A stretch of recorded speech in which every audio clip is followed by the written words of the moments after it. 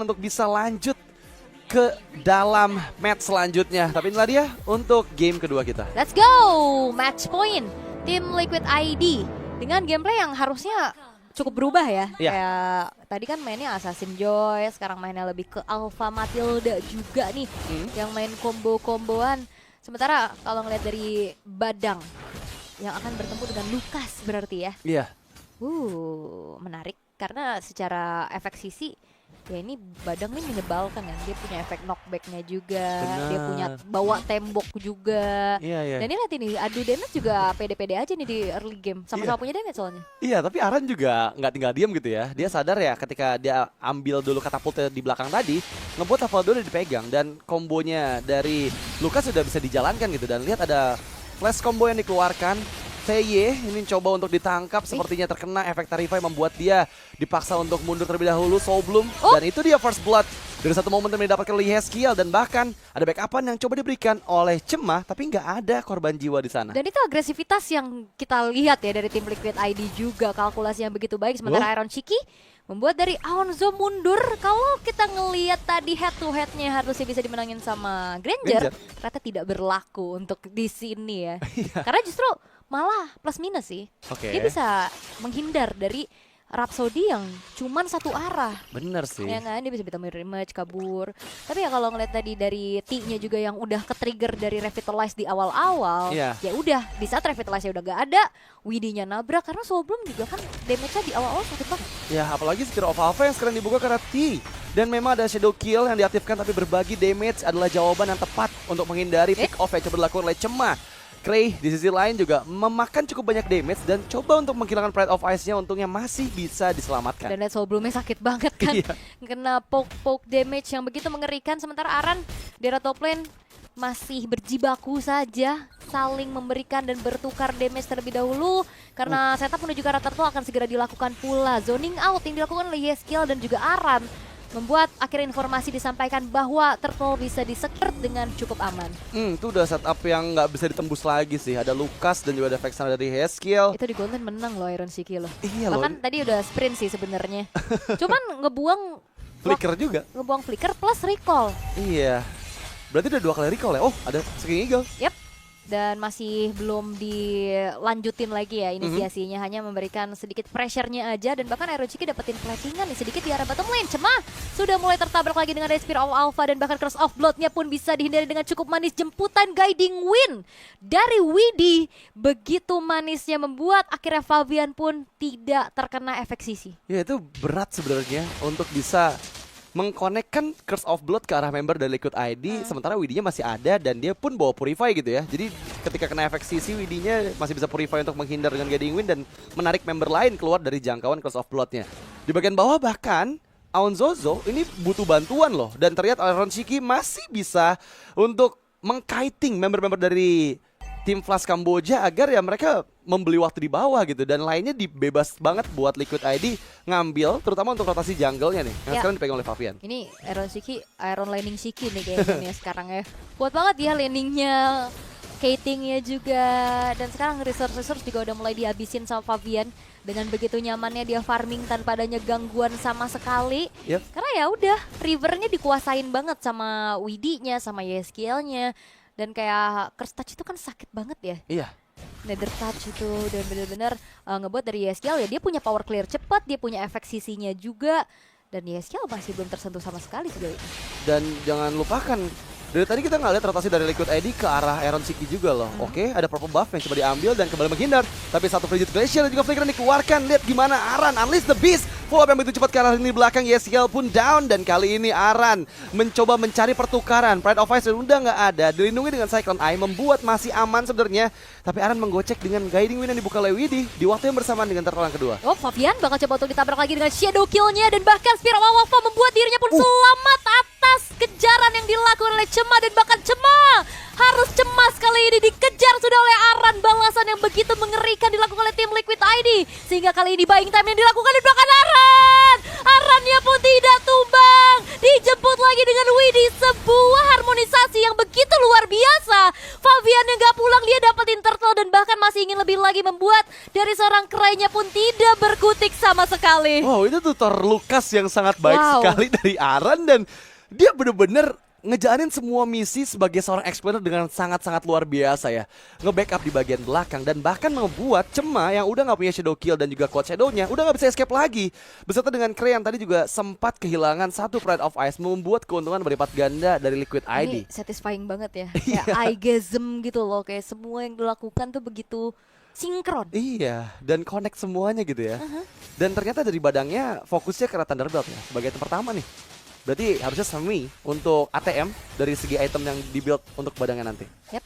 Sky Piercers menjadi pilihan juga untuk Cema setelah ada Fury Hammer yang menjadi modal penetration pertama dulu ya. Iya. Dan apakah Sky Piercers-nya akan efektif? Karena dalam keadaan under kayak gini tadi nyari point kill juga agak lumayan susah ya. Iya. Kayak Spear of Alpha coba untuk dihindari juga. Dan sekarang 3.000 gold yang terpaut tim Liquid ID membuat akhirnya dari tim Flash Cambodia pun ya nggak banyak dilakukan, dan pencurian gagal dilakukan. Purple buff masih bisa disekir tangan dari Cema. Iya, mungkin pilihan item dari ATM yang tadi sempat kita bahas adalah Wah, Thunderbelt, dua strike. dan itu sebenarnya bersinergi banget ya dengan skill shot yang dia miliki. Karena kan basic dari skill dia kan ini basic attack kan. Setidaknya itu bisa nge-trigger juga pasif dari Thunderbelt-nya yang ngebuat ya dia bisa gitu untuk ngumpulin stack dari Thunderbelt-nya itu sendiri. Dan kalau kita lihat memang di menit yang ke-6 ini berbeda dengan game pertama tadi yang benar-benar didominasi oleh Liquid ID. Sekarang mereka juga harus bermain jauh lebih aman nih, karena memang perbedaannya nggak terlalu jauh, di angka 2.900 gold aja.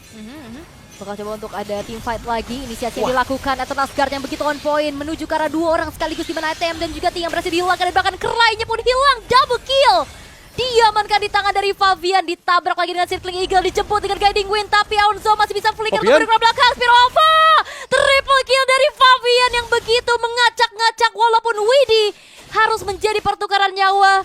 Tapi satu pergerakan yang begitu luar biasa dipertunjukkan kembali oleh tim Liquid ID. Masalahnya targetnya adalah Aunzozo. Udah ngeluarin flicker, dia masih nggak bisa escape dari satu Spear of Alpha yang dibuka oleh Fabian. Dan itu targeting yang sangat mahal karena sekarang kondisinya udah berbeda semakin jauh lagi antara kedua belah gold laner. Iron yang masih aman banget dengan 7 menit game berjalan, 5.000 gold lead dipegang juga oleh Liquid ID.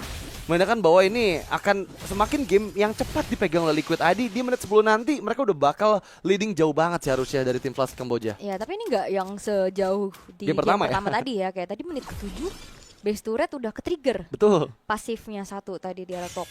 Dan sekarang masih di menit yang ke-7 juga, tapi dominasi kembali dipertunjukkan. Bagaimana Wah. ATM kali ini harus mundur terlebih dahulu. Frigate Glacier telah di-pop up, tapi ATM harus tumbang begitu saja. Tutup Fabian yang terjebak, Spear Alpha menuju ke arah satu pemain di sana, di mana T-nya pun harus hilang. Mega Aran. Kill diamankan, dan bahkan kali ini Aran mengacak-ngacak, tapi dibalaskan pula oleh tim Liquid ID dengan begitu mengerikan, menyisakan Aunzozo sendirian. Wow, itu timing yang begitu baik dari 3 player Liquid ID. Karena memang semuanya bersinergi di sana. Mereka semua tahu targetingnya ke arah siapa, terutama untuk Aran yang tadi megangin 2 player di bagian belakang. Dengan Unleash the Beast, gak ada yang bisa escape lagi. Semuanya dipegangin dengan Flash, Hope, dan juga satu Shockwave Blast yang memang menutup pergerakan dari member-member tim Flash Kamboja. Sekarang ini cukup berbahaya untuk tim Flash karena Liquid ID udah semakin siap lagi untuk di Lord yang pertama yang akan hadir di 36 detik yang akan datang. Yap, ini nggak bisa sih nyangkut dari Quad Shadow-nya, Shadow Kill ke arah Widi kayaknya bakal susah banget. Dan dalam keadaan defense terlebih dahulu, tim Flash Kambodia hanya bisa melihat dari kejauhan, merelakan adanya invade dari jungle-jungle yang bisa dilakukan oleh tim Liquid ID. Inner turret sudah mulai dihancurkan pula.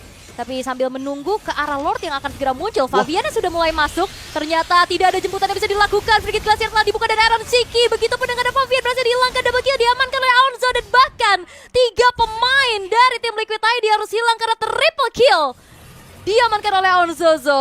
Wah, lagi-lagi ya. Yang bisa membuat Fabian down adalah Fabian sendiri. Karena tadi timing yang kurang tepat dia lakukan ketika Spear of Alpha yang dia buka masuk ke dalam. Ini masalahnya bertepatan dengan Lord pertama yang muncul. Sekarang bisa loh untuk Lord pertamanya dipegang kendali oleh tim Flash. Karena mereka hanya kehilangan cemas saja. Tapi nggak usah khawatir, Liquid ID mereka udah mulai hadir kembali. Masalahnya bisa nggak nih defense di area outer turret mid lane-nya terkena. Satu kombinasi skill dari ATM membuat Aran juga harus bermain jauh lebih hati-hati lagi. Oh, tapi tim Flash gak bisa dapetin apa-apa sih. Mereka mau coba untuk tabrak outer middle turret. Thanks to Eternal's Guard juga yang tadi ngebuat akhirnya dari tim Flash harus mundur terlebih dahulu. Sembari menunggu Iron Siki dan Fabiana spawn kembali. Iya. Dan akhirnya untuk adanya team fight nanti di area Lord, mereka kedua belah tim sudah siap dengan kelima pemainnya masing-masing. Oke, masih mencoba untuk tarik ulur dulu ya. Ini setup sebenarnya udah jauh lebih baik dipegang oleh Liquid ID karena Widhi memegangi semak L-nya. Sementara Aran juga udah bersiap dengan Alice the Beast.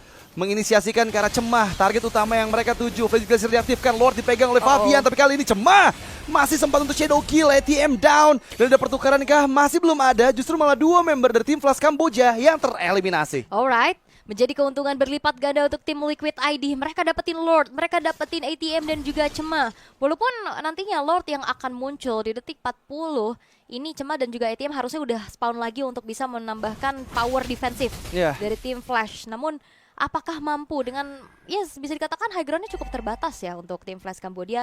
Walaupun ya sebenarnya kita ngelihat dari Lord-nya pun masih Lord yang pertama. Yang belum ada power charge-nya. Tapi seenggaknya ini YHSKL yang akan bisa memberikan sedikit perimeter agar tidak ada yang menyentuh ke arah Lord-nya dengan secara langsung. Iya, masalah tadi kalau kita lihat pembagian tugas itu bagus banget sih. Terutama 2 melawan 5 tadi di area Purple Buff. Itu benar-benar timing tepat banget dari guiding win-nya Widhi dan juga Aran yang tahu kalkulasi damage yang dia terima. Sekarang udah ada Lord yang bergerak ke arah bagian tengah. Follow up dari Stalking Eagle juga dipersiapkan dengan 1 Spear of Alpha. 3 member di sana Blazing Duet. Iron Cheeky langsung menusuk ke lini belakang. 2 member down dari tim Flash Kamboja. Bahkan shadow kill yang dikeluarkan gak mampu untuk menumbangkan 1 player pun dari Liquid ID. Dan sekarang wave minion selanjutnya sudah mulai hadir. Oke, wave minion yang akan menghantarkan 1 buah outer, inner, dan base turret yang berhasil untuk dihancurkan di arah tengah. Berfokus kembali untuk mundur dari tim Liquid ID. Mereka nggak punya lagi wave minion secara langsung. Mereka akan menunggu di atas dan bawahnya terlebih dahulu. Ini sebenarnya bakal cukup sulit ditampung ya, karena memang hanya bertiga saja dan udah nggak ada pasif dari base turret di top lane sana. 2 base didapatkan dan Liquid ID mereka nggak puas mereka mau coba base turret ketiga. Mereka mau melucuti semuanya ya, tapi lagi-lagi Circling Eagle sangat-sangat mengganggu, memberikan adanya distraksi dan juga bahkan kali ini damage dari Iron Cheeky yang begitu mengerikan. Killing spree diamankan, Blazing Duet ke arah belakang dan bahkan Cemah masih bisa mengeluarkan 1 buah shadow killnya, namun Aran ditemukan tidak bernyawa, tapi fokus dari Iron Cheeky ke arah base-nya dan 2